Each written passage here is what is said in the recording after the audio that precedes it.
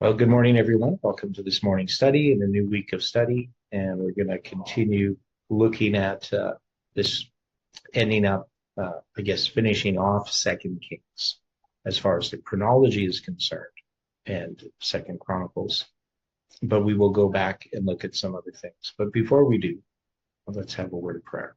Dear Father in heaven, we are thankful, Lord, for the time that we have here this morning, and we invite your Spirit to be with us, to speak to us, to bring conviction and power to our lives. And we ask, Lord, that you can guide in this study and that each person can receive a blessing, those that watch online and those that participate in person. So be with us now, we pray, in Jesus' name. Amen. Okay, so we have a few details that I want to address, which we sort of have addressed. So I'm going to change some of my settings here. It's weird working off one computer screen. But you can see me sharing the screen, right? You see me sharing the computer? Yes.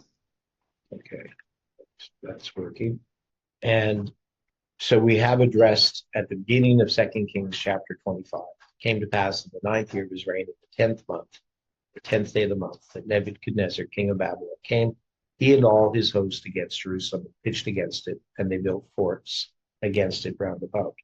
Right? So this siege of the city, as you can see, one of the things that's interesting about it is that it's a very similar language to what Ezekiel does when he sets up the siege. And we know that Ezekiel is predicting this event, right? So in Ezekiel chapter 4, go back there. Son of man, take thee a tile, lay it before thee, portray upon it the city, even Jerusalem, and lay a siege against it, build a fort against it, and cast a mount against it, set up a camp against it, and set battering rams against it round about. Moreover, take thou also unto thee an iron pan, and set it for a wall of iron between thee and the city, and set thy face against it, and it shall be besieged, and thou shalt lay siege against it. This shall be a sign to the house of Israel. Now, he's going to lie on his left side, his right side. They all point to the coming siege. And then in Ezekiel chapter 24, which lines up with 2 Kings 25, again, in the 9th year, in the 10th month, in the 10th day of the month, the word of the Lord came unto me, saying, Son of man, write thee a name of the day, even this same day. Right? So we know that he's marking the end of the siege, or pardon me, the beginning of the siege, not the end of the siege. And so he just said he's being told that the siege has begun, right? Now, there's a whole bunch of things in Ezekiel, which we studied before, Ezekiel's wife dying, Ezekiel becoming dumb, so he can't speak, as regarding Israel. Now, Ezekiel does not address the destruction of the temple. When we looked at Jeremiah, we saw that Jeremiah addressed the destruction of the temple, the date of the destruction of the temple, which is the 10th day of the 7th month. Or 5th month, pardon me, and he also has the 7th day of the 5th month in the account in Chronicles, I believe. I'm trying to remember where that was. Was it in here? I was getting confused. No, it's going to be in 2 Kings, right? Yeah, the 5th month, the 7th day of the month. So in 2 Kings, it addressed the 5th day, or the 7th day of the 5th month, in which Nebuzaradan, captain of the guard, servant of the king of Babylon, came unto Jerusalem, right? He burnt the house of the Lord and the king's house, and all the houses of Jerusalem, and every great man's house burnt he with fire. So that's going to be in 2 Kings 25, and in Jeremiah, remember now exactly whether I'll find it here.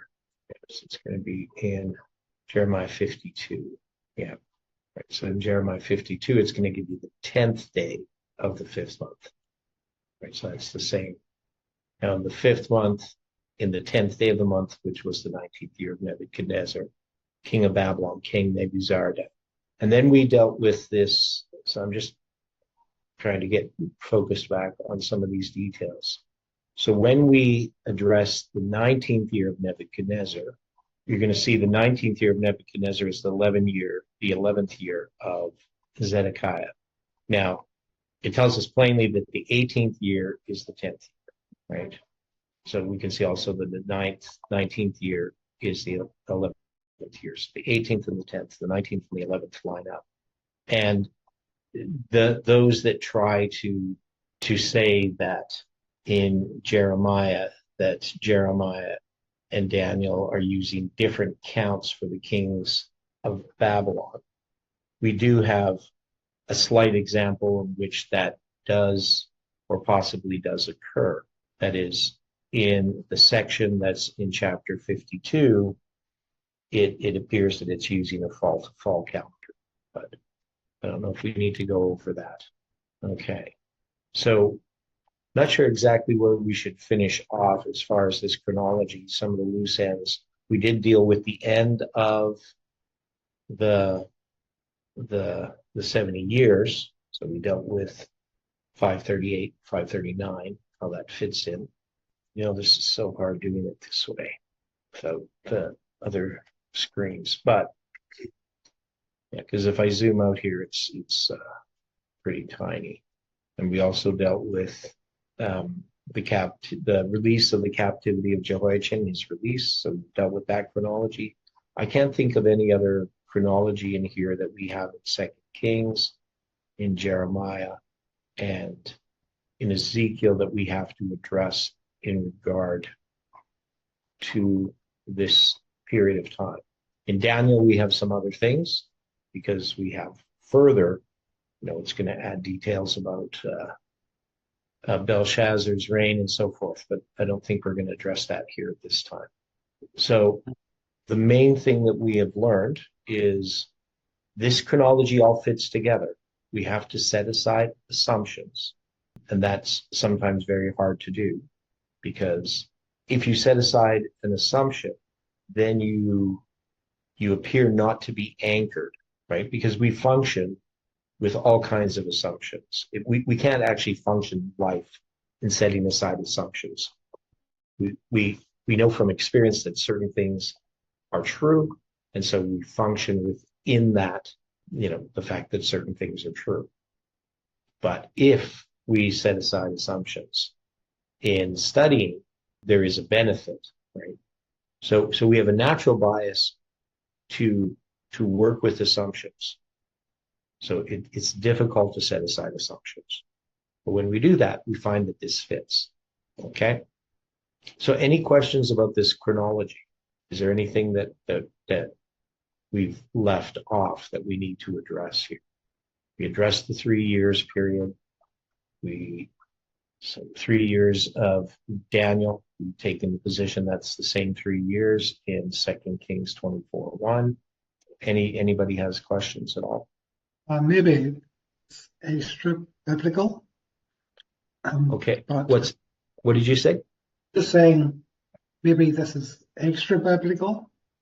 The information, the dates are not included in Scripture, but the event is mentioned. So I'm just thinking about, it talks about a prophecy, I think it's in the chapter 40s of Jeremiah, where he talks about that Nebuchadnezzar is going to go down after the destruction of the temple, the death of Gedaliah. They then moved to Egypt, and Jeremiah accompanies them, and then he gives a prophecy in Egypt saying that I think it's Nebuchadnezzar is going to come down here, or certainly the king of Babylon is going to set up his tent in this portion of Egypt. Okay, so that's in Jeremiah 40.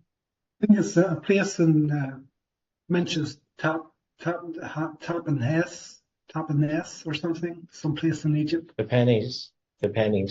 However, we don't know how it's pronounced. Yeah, okay, whatever it is. Yeah. So anyway, so just dealing with the death of Gedaliah. So and this becomes important when we were studying Zechariah, where it talks about fast, right? This fast in the fifth month. There's a fast in the fourth month, the fifth month, the seventh month, the 10th month, right? So the fast of the fourth month is the fast where they fast because that's when the siege ends. The fast of the fifth month is the destruction of the temple. The fast of the 7th month is the death of Gedaliah, and the fast of the 10th month is the start of the siege, right? That what we understand. So let's read this bit about Gedaliah, because we haven't really dealt with this in too much detail here.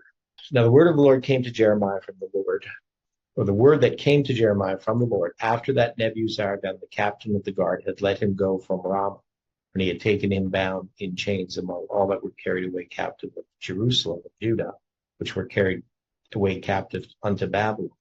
The captain of the guard took Jeremiah and said unto him, the Lord thy God hath pronounced this evil upon this place.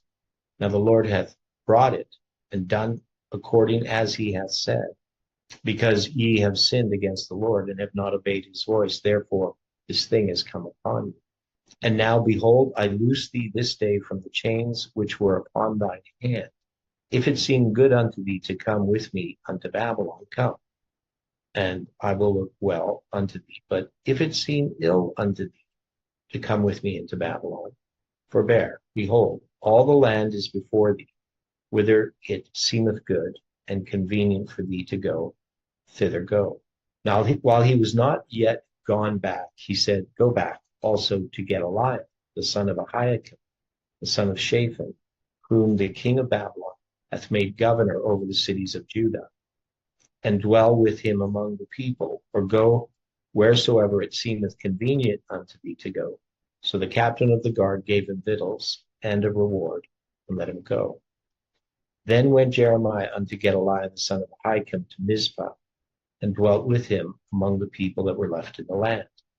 Now when all the captains of the forces which were in the fields, even they and their men, heard that the king of Babylon had made Gedaliah the son of Ahikam governor in the land, and had committed unto him men and women and children, and of the poor of the land, of them that were not carried away captive to Babylon.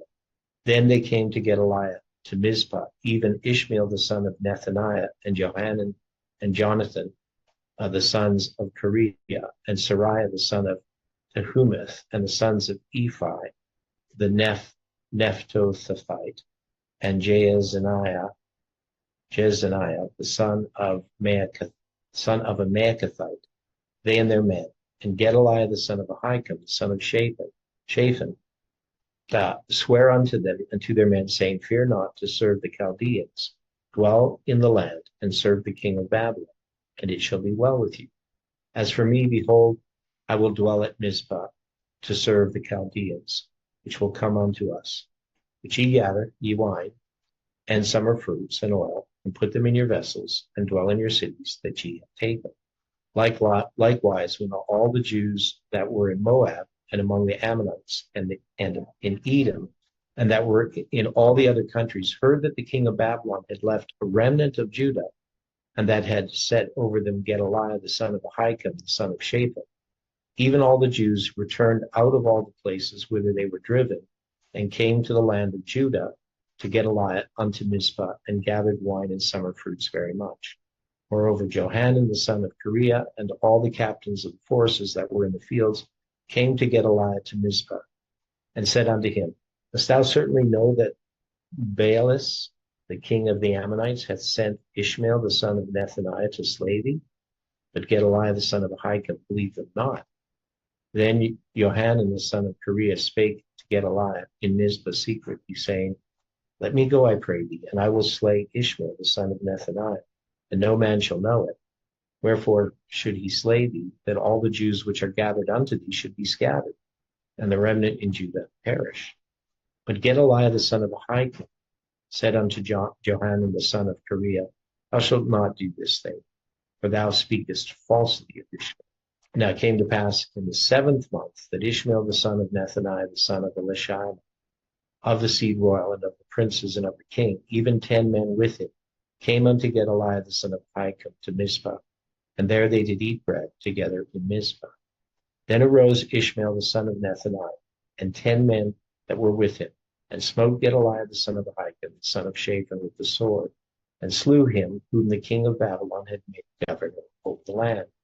Ishmael also slew all the Jews that were with him, even with Gedaliah at Mizpah, and the Chaldeans that were found there, and the men of war.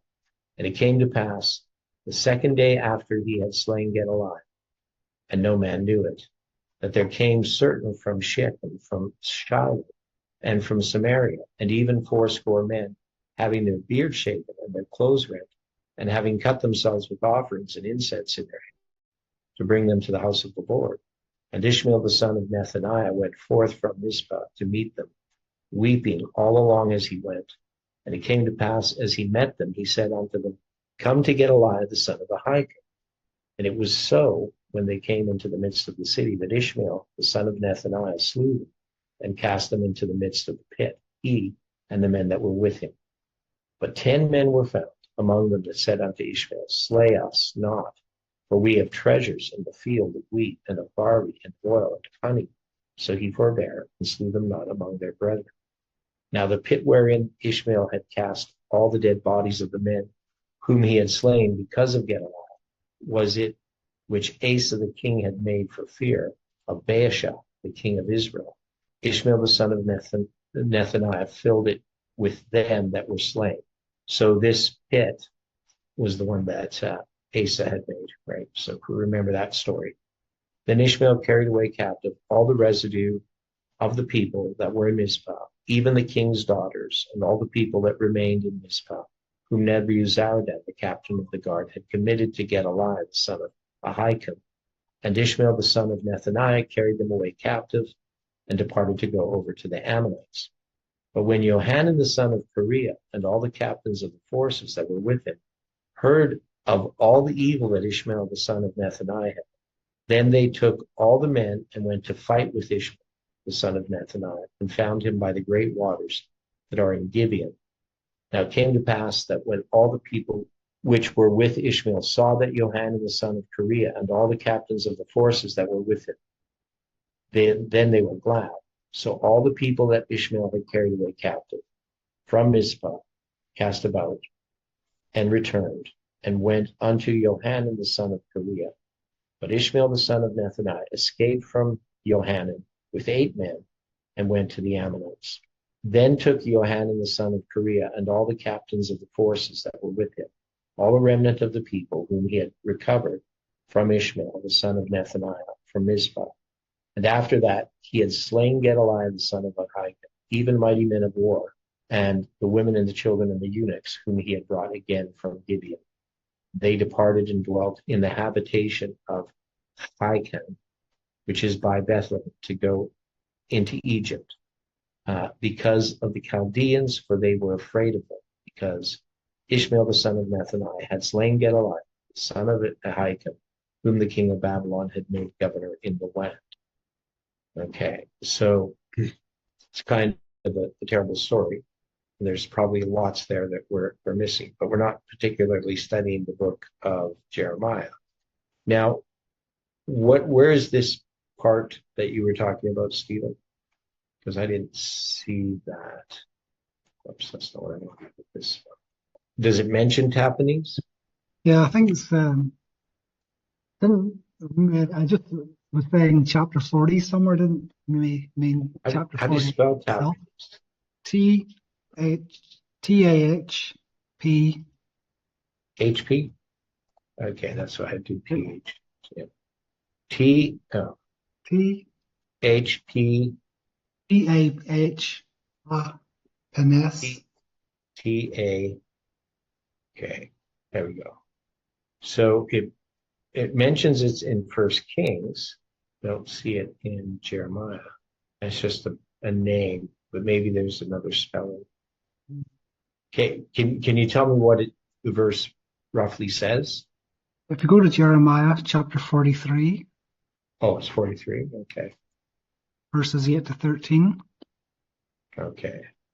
Oh, I needed another H in there. TAHPANHES. I had. Okay. Okay. Yeah, so Jeremiah is taken to Egypt. And it came to pass that when Jeremiah had made an end of speaking unto all the people, all the words of the Lord their God, for which the Lord their God had sent him to them, even all these words, then spake Azariah the son of Hoshaniah and Johanan the son of Kareah, and all the proud men, saying unto Jeremiah, Thou speakest falsely. The Lord our God hath not sent thee to say, Go not into Egypt to sojourn there. But Baruch the son of Neriah setteth thee on against us, for to deliver us into the hand of the Chaldeans, that they might put us to death and carry us away captives into Babylon. So Johanan the son of Kareah and all the captains of the forces and all the people obeyed not the voice of to dwell in the land of Judah. But Johanan the son of Kareah and all the captains of the forces took all the remnant of Judah that were returned from all nations, whither they had been driven, to dwell in the land of Judah, even men and women and children, and the king's daughters, and every person that Nebuzaradan, the captain of the guard, had left with Gedaliah the son of Ahikam, son of Shaphan, and Jeremiah the prophet, and Baruch the son of Neriah. So they came into the land of Egypt, for they obeyed not the voice of the Lord. Thus came they even unto Tahpanhes. Then came the word of the Lord unto Jeremiah in Tahpanhes, saying, Take great stones in thine hand, and hide them in the clay in the brick kiln, which is at the entry of the Pharaoh's house in Tahpanhes, and in the sight of the men of Judah. And say unto them, Thus saith the Lord of hosts, the God of Israel, Behold, I will send and take Nebuchadnezzar, the king of Babylon, my servant, and I will set his throne upon these stones that I have hid, and he shall spread his royal pavilion over them. And when he cometh, he shall smite the land of Egypt, and deliver such as are for death, the death, and such as are for captivity, the captivity, and such as are for the sword, the sword. And I will kindle a fire in the houses of the gods of Egypt, and he shall burn them, and carry them away captives, and he shall array himself with the land of Egypt, as the shepherd putteth on his garment, and he shall go forth from thence in peace. He shall break also the images of Beth Shemesh, right, that's the house of the sun, that is in the land of Egypt, and the houses of the gods of the Egyptians shall he burn with fire. Okay, now you're saying that this prophecy has a particular fulfillment, just not mentioned in the Bible as far as when it's fulfilled. Yeah, so you had Nebuchadnezzar destroy Tyre, and Yeah. then we normally place that 573 around that Okay. time. Okay, so we have And yeah, so 573. Okay, so can you go over that again, Stephen? So you're saying we got the situation that's in Ezekiel, where it talks about Nebuchadnezzar. He's going to be given Egypt as a payment for the work that he did against Tyre, right? correct. So you can sort of see the fulfillment of what Jeremiah is prophesying here. It's Yeah. going to take place after 573. Okay. Now, as far as, so if we deal with these dates, right? So 573 is that end of the line that we have here. So if we go here, we're just dealing with this chart that we made. You can see that, right? So 573 is right here. So this is going to be the end of this in Ezekiel 40 is going to be 573, right? That's the end of this Jubilee cycle, which for some reason I need to move this over a bit. Okay, so 573. Now, why did we mark 573, Steve? Okay, so that's the time when Tyre is destroyed Okay. by Nebuchadnezzar. Yeah. Okay. Now, it's kind of interesting that it is in connection with this same year of this Jubilee as well, right? Now, how do we get that date 573? Like, is there any way I can show that from the Bible? I think after he takes Jerusalem and so forth there, and I think there was already maybe on his way down, kind of around that time maybe initiated a siege of Tyre. I think it's generally understood that the Tyre siege lasts for like 13 years. Okay. Now, so the question I have, because as you mentioned at the beginning of this, that it's extra biblical, that is, we don't have the Bible describing the spans of time or anything like that. So we have the date itself, from history, correct? That's my understanding. Yes, Yeah. I think And that's and we don't have like the Babylonian Chronicles recording because that part of the Babylonian Chronicles didn't survive, right? yeah. I can't remember exactly where that history is recorded. What it's from. Yeah. Now in Ezekiel, right? So in Ezekiel we have we go here. We're going to have these prophecies about Tyre, and there's also going to be the prophecy about Egypt. Do you know which is it in chapter 30, the lament for Egypt, where it talks about, or chapter 29, the 40 years? I mean, I can search it, I guess, right? Because it's going to talk about 40 years, right? Yeah, that's in 29. I think verse 13, Yeah, okay. Yeah, yeah. 11 to 13. Okay, yeah. So, and I will make the land of Egypt desolate in the midst of the countries that are desolate, and her cities among the cities that are laid waste shall be desolate 40 years. And I will scatter the Egyptians among the nations and will disperse them through the countries. So we take this 40 years as going from 573 Mhm. Well, I because actually it says yet began. because it says yet thus saith the Lord God, at the end of 40 years I will gather the Egyptians from the people whither they were scattered, and I'll bring again the captivity of Egypt, and will cause them to return into the land of Pathros, into the land of their habitation, and they shall be their base kingdom. Now, we know that Egypt does get restored, but it's going to be under Persian rule, right?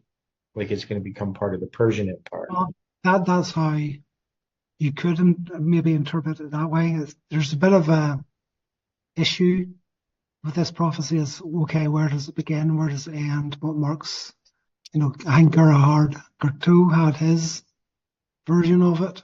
Yeah, I know. Yeah, yeah. I had Now, actually suggested it as beginning in 601 and ending when Nebuchadnezzar died in sort of late or sort of early 561 or late 562, around that time.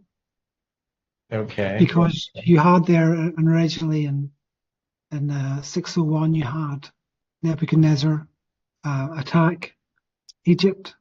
You have a battle called the Battle of Migdol. It's not mentioned in scripture or anything, but it's generally assigned to the year 601. Okay, so And, uh, that's and, so that's and you, 601. Is that recorded in the Babylonian Chronicles? I'm not sure. We see. So we got 601. That's going to be obviously before 597. So that would be in the Jerusalem Chronicles, if it's going to be there. Let's see, where does it go from? I'll take a look here. So that's going to go, so I'd have to go to ABC 4. Okay. Yes, it's on Wikipedia, but I'm not too sure where they get the evidence Mhm. for that battle. Okay. So when I get there, okay, so they have that part missing, I think, is the problem. There's part of the Babylonian Chronicles are missing. Let's see here. Yeah, I'm doing this backwards. Is this? Oh, they must have it. No, it's in. Yeah, it's in. Okay. So let me see what we have. So you're saying it's in 601? Yeah. So in Yes. 601, it says in the fourth year of Nebuchadnezzar, right? The king of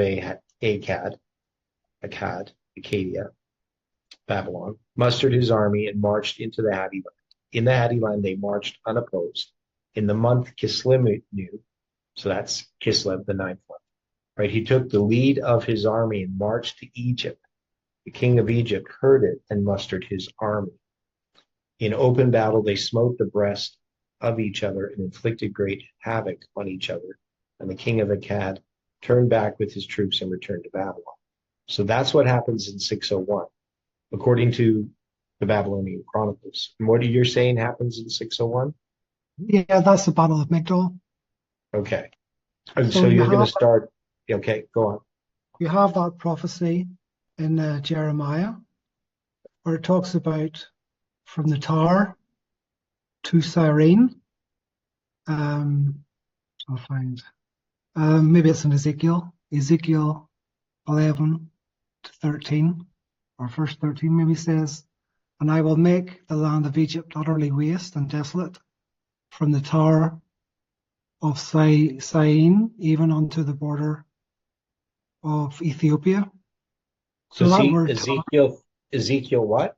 29, Oh, 29, verse 13. verse 13. Okay. Okay. Well, that word So, tar is Migdol. okay. So Ezekiel 29, verse 13. I don't see it mentioning that. Yeah. Maybe it's 30. that mentions the 40 years, but hold on, where is it? It's in there somewhere. What's verse 1 Okay. and 2? In Verse 10, maybe. You see. okay, there I see the tower. So that's verse 10.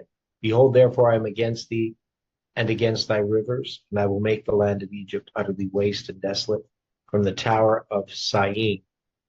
Now you're just saying that Migdol is the word for tower, Yes. right? So from Migdol to Syene, is that what you're saying it means? Yes. And so Syene is in 7. It's a place in Upper Egypt, even unto the border of Ethiopia. Okay. Well, it's basically extending from Dan to Beersheba. It's just covering the north of Egypt to the south of Egypt. Yeah. Okay. Right. And then it's going to give us the 40 years, right? No foot of man shall pass through it, no foot of beast shall pass through it, neither shall it be inhabited 40 years. Right. It's going to be desolate. And at the end of 40 years, I will gather the Egyptians from the people whither they were scattered. So you're saying that you're going to mark that from that battle in 601. Until the death of Nebuchadnezzar. So it was basically covering the period from when Nebuchadnezzar first attacks Egypt until his death. Okay. Well, that's pretty logical. So I like that better than the other ones that people do. Okay. So yeah, so that makes a lot of sense, Steve. Because with Gerhard Gerto's view, what does he do? How would you explain his view? He's going to take the 40 years from now. See, the thing is, the battle against Tyre is not going to be till later. So the way that you're doing it is you're starting the 40 years earlier.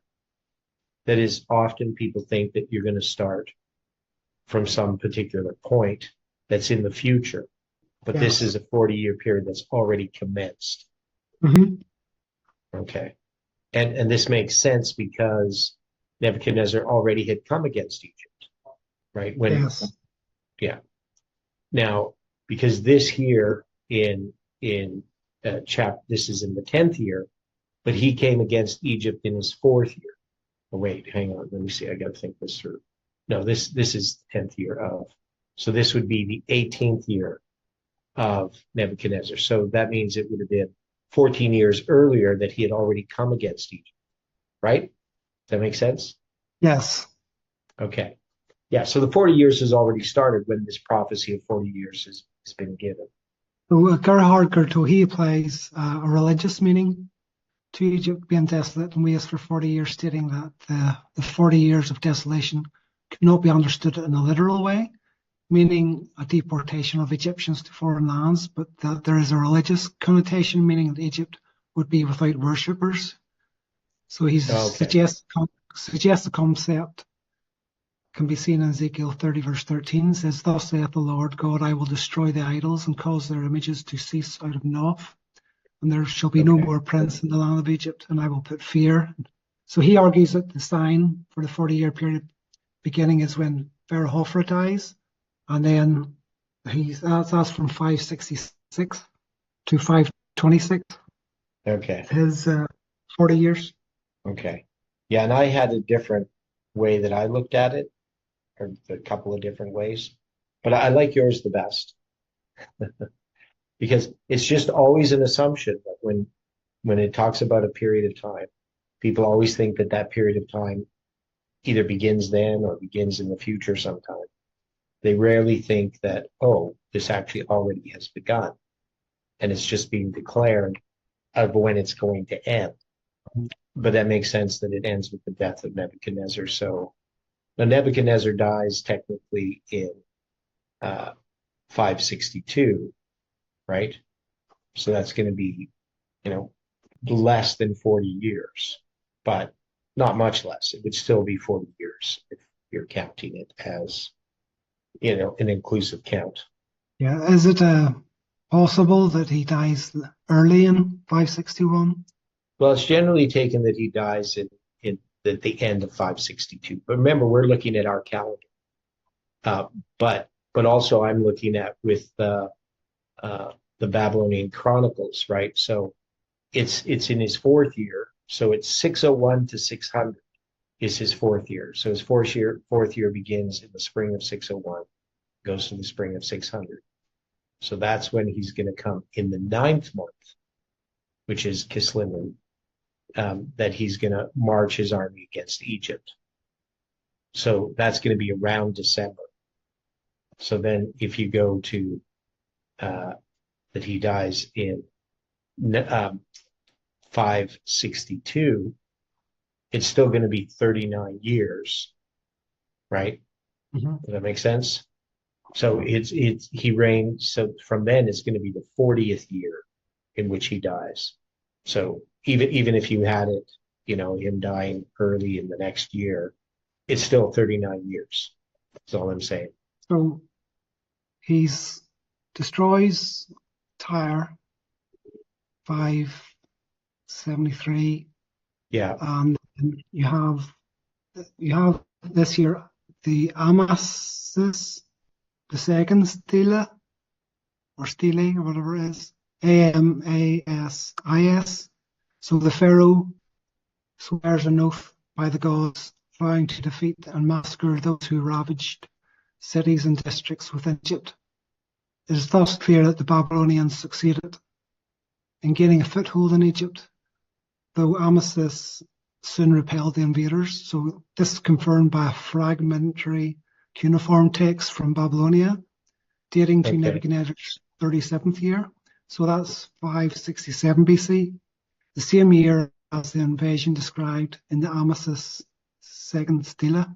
So although broken, difficult to reconstruct decisively, the cuneiform text mentions Egypt, the king of Egypt, a battle, something occurred in the midst of Egypt. In other words, in this invasion, with the help of Pharaoh Apries, Nebuchadnezzar succeeds in entering Egypt for a short time and inflicting some damage. While this cannot be fairly called a conquest of Egypt, it is the closest Nebuchadnezzar ever came to that goal. So that's from a website, thetorah.com, an article. Okay. So what are they concluding about that? So he's going to invade Egypt in 567. This year incursion. And I think it mentions he goes to Syene. This is how far he goes down, from what I remember. That's certainly what Ezekiel prophesied. He's going to go from Migdol to Syene. So that covers that Migdol sort of link. Okay, I see what you're saying.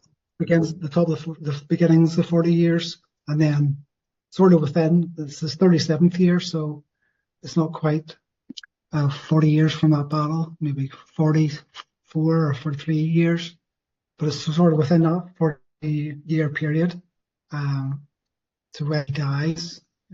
So in a sense, that's the nearest thing I can maybe see to fulfilling that prophecy in Ezekiel 29. Okay. Yeah, I think that makes sense.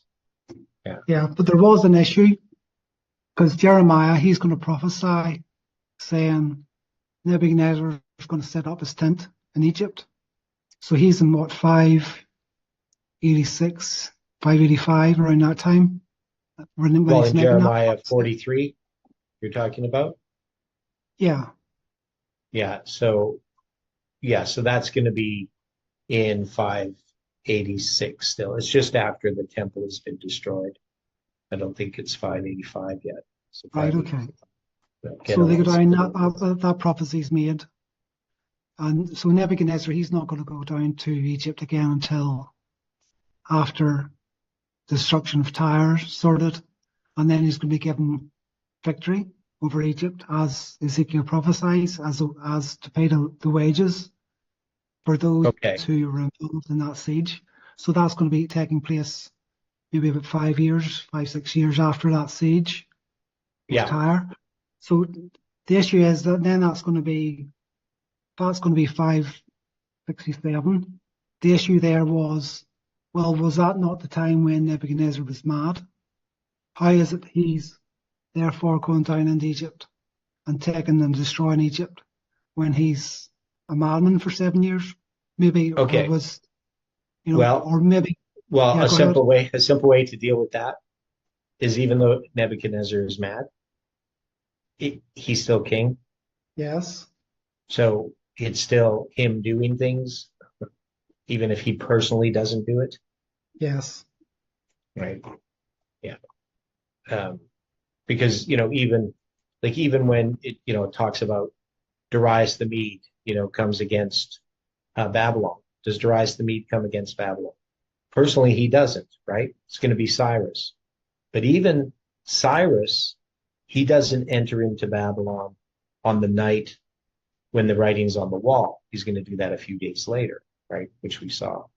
So the army's going to go in, but still, we understand that he goes in, right? So it's one of those it's like, Trump, he attacked Iran, right? Did Trump attack Iran? no, He didn't really. His army did. well, yeah, Yeah, so you could talk about Trump invading, or Trump doing this or Trump doing that. And let's say, he was president. Well, let's say Biden had done something. Well, Biden didn't do anything. So, you could say Biden did this or Biden did that. Well, his government did. So that's the way that I would look at it with that. Now, so you got 567, right? Now the 7 years, that's going to end just before Nebuchadnezzar dies. So that's 562. So that would be like 2 years into his insanity, right? mm-hmm. Okay. So that kind of makes sense. Yeah. Okay. Just as it says in Jeremiah, behold, I will send and take Nebuchadnezzar, the king of Babylon, my servant, and will set his throne upon these stones Yeah. that I have spread his royal pavilion. When he cometh, he shall smite the land of Egypt. Okay, so Yeah. maybe it's not him personally, but his armies. Right. Yeah. Just his army. Now, the thing about him being mad, I mean, obviously in the book of Daniel, you have the prophecy in Daniel chapter 4 dealing with Nebuchadnezzar's madness. Okay.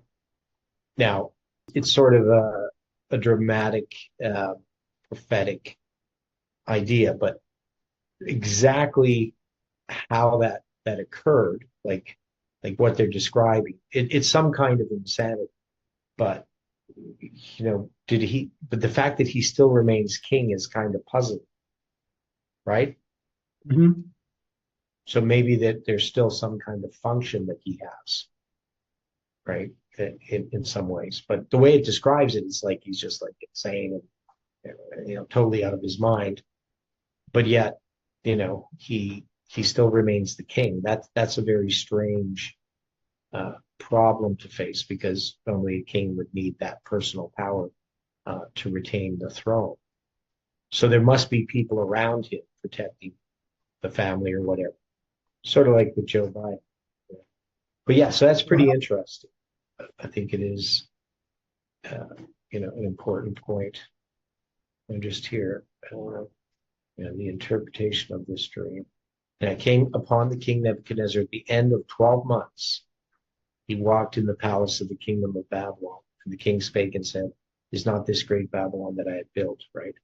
While the word was in the king's mouth, there fell a voice from heaven saying, O King Nebuchadnezzar, to thee it is spoken, the kingdom is departed from thee, and they shall drive thee from men, and thy dwelling shall be with the beasts of the field, and they shall make thee to eat grass as oxen, and 7 times shall pass over thee, until thou know that the Most High ruleth in the kingdom of men, and giveth it to whomsoever he will. The same hour was the thing fulfilled upon Nebuchadnezzar. He was driven from among men, and he did eat grass as oxen, and his body was wet with the dew of heaven, till his hairs were grown like eagle's feathers, and his nails like birds' claws. And at the end of the days, I, Nebuchadnezzar, lifted mine eyes unto heaven, and mine understanding returned unto me. So, but he has to still be king in this period of time. There is not some other king who's king. So it says your kingdom's going to be taken from you, but it's not, right? So that there's something in this language that has symbolism attached to it. So, but exactly how we would look at that situation literally, it's hard to know.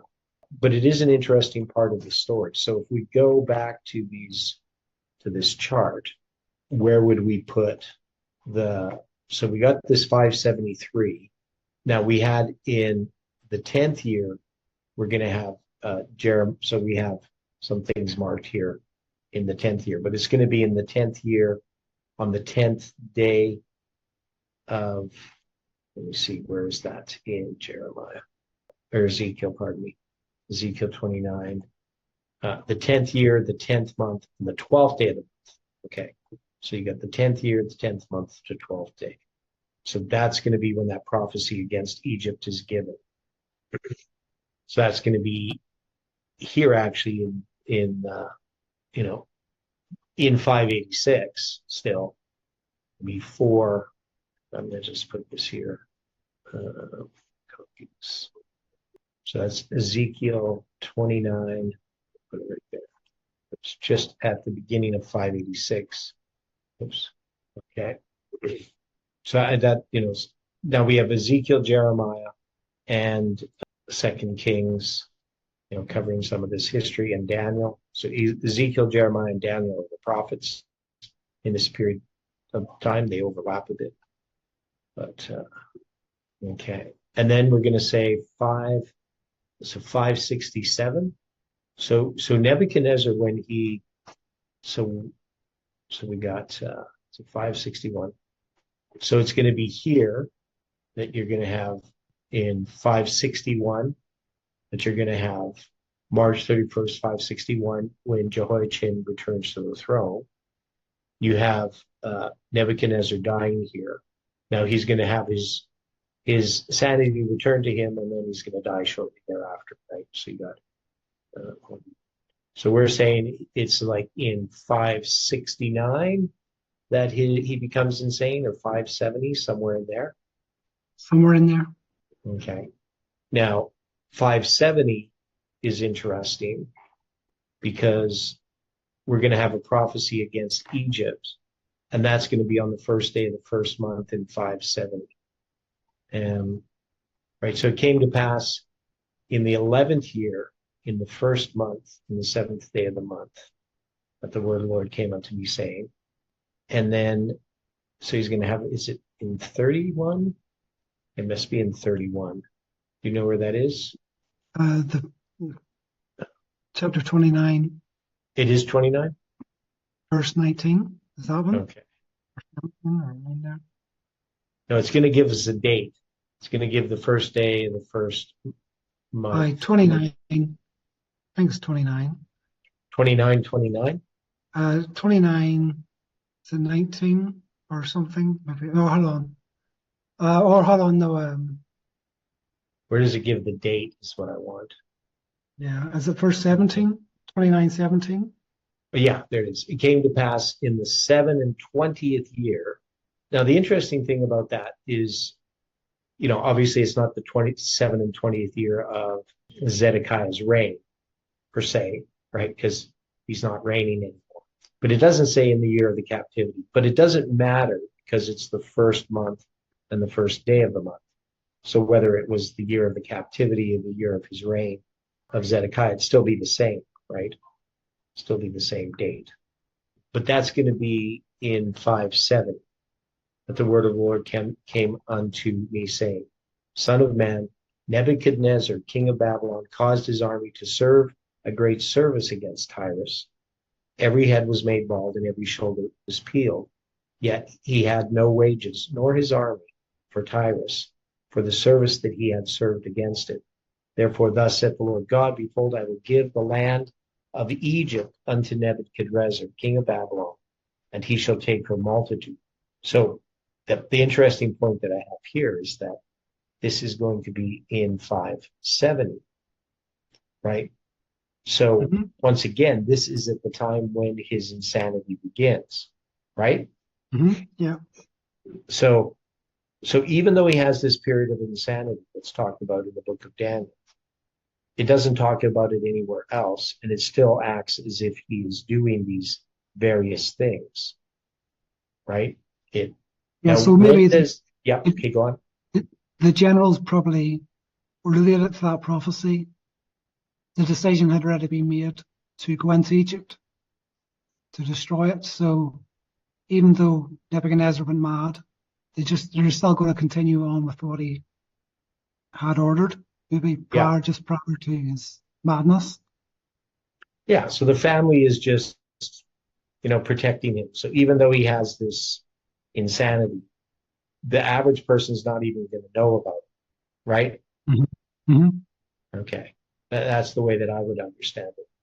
Yeah, so that's going to bring us from five, probably around here. So this prophecy in 570 is going to be in the 35th year of Nebuchadnezzar's reign. Now, I didn't put the rest of Nebuchadnezzar's reign in here, right? So this top line is Nebuchadnezzar's reign. I need to probably do that. I know I was supposed to do that another time. But anyway, so if we extend his reign, so he's going to reign up a little bit further.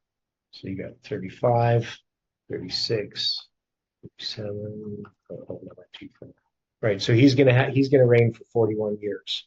Now, there's another point which I'm going to bring up. We won't be able to do it now. One is I'm not prepared. I have to look over my notes but it has to do with the end of his reign. So how's this working? 6, 37, 38, 39, 40. It doesn't seem to be lining up. I must be doing something wrong. Or maybe it's 43 years. That's right, not 41. Yeah, he reigns for 43 years. Okay. Because I'm going to have to look over some. It was a discussion I had regarding this period ending of Nebuchadnezzar's reign with somebody else. So let me see. Whoops. This guy who's crazy. So, maybe but it's pretty interesting actually when we look at move this over, because I do think we need to deal with all of these details, even though they can be a little bit don't always seem that they're important, even if we can't always understand what they're. So how do I get to this?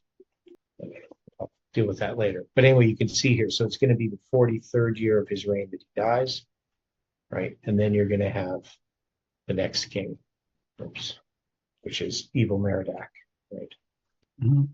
So evil Merodach is then going to be from the spring of 561.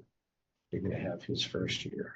Okay, so we get evil Merodach. You can see the 36th year of Jehoiachin's captivity, all of that working out. So it's going to be this period here. I'm going to have to copy this. Now, how particularly why do we mark it exactly right before he dies that he gets his sanity back? Well, it's based upon Ellen White quote saying that Belshazzar had seen Nebuchadnezzar go into his mad state and witnessed, he had that sort of judgment as a warning to him. Yeah. And he was only 15 years old when he began the reign, so therefore yeah. It had to be towards the end of Nebuchadnezzar's reign that for him to be 15 years old when he begins the reign, he had to be fairly young and sort of be able to witness that. That he had to be of some age, or whatever, maybe 5, 6 years old. Yeah. To witness that. Yeah. Yeah. So Belshazzar, he witnesses this period of time. So it has to be at the end of his reign. And of course, we can see that Nebuchadnezzar is active historically all the way to the end of his reign. So some people argue, well, that's just not a true story because It doesn't mention it anywhere else that he goes insane, right? But we can put that period of 7 years. So I'm just trying to mark it. 1, 2, 3, 4, 5. You meant to be 6. sharing? Okay, I'm not sharing. Okay, so let's go here. So there we go. Share. Yeah, so this 7 years is Yep, okay. it's gonna have to be somewhere from here to here, because that's gonna be 7 years. 1, 2, 3. That's 6 years. So if we put, so there's a period of 7 years. So it has to be somewhere from, so maybe about a year after that prophecy. So if it went to the spring of 562, then it would go back to the spring of 569.